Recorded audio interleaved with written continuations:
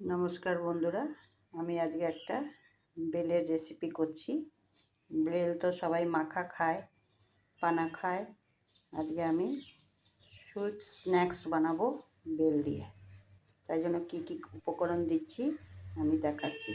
বেলটাকে আমি কাঠ বের করে নিয়ে একটু চিনি দিয়ে ফুটিয়ে নিয়েছি, কেন কি বেলের মধ্যে তো জল দিয়ে কাঠটা বার করতে হয়, তাহলে অনেক নরম থাকে, সেটাকে জলটাকে শুকিয়ে দিয়েছি। এর মধ্যে আমি একটু নারকেল কোড়া দিলাম।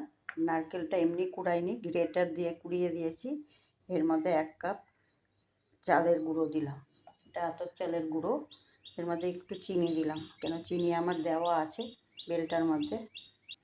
আমি একটু গোলমরিচ গুঁড়ো নিয়েছি, একটু নুন নিয়েছি, আর একটু গরম মশলা গুঁড়ো নিয়েছি। আমি এইগুলো দিয়ে এখন সব মিক্স করব, করে তারপর স্ন্যাক্স বানাবো, সুইট স্ন্যাক্স। দেখুন আমার এগুলোকে দিয়ে সব মাখিয়ে দিয়েছি সাদা তেল দিয়ে।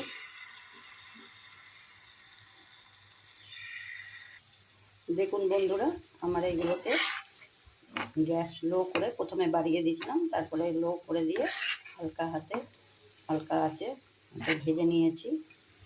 বেলের স্ন্যাক্স তো কেউ খায়নি, আজকে আমি বেলের সুইট স্ন্যাক্স করলাম। এভাবে একবার বানিয়ে দেখবেন, খেতে কিন্তু খুবই মজাদার আর খুবই খেতে ভালো লাগে। দেখুন আমার সুইট স্ন্যাক্স কমপ্লিট। এভাবে বানাবেন, খেতে কিন্তু খুব টেস্ট হয়েছে।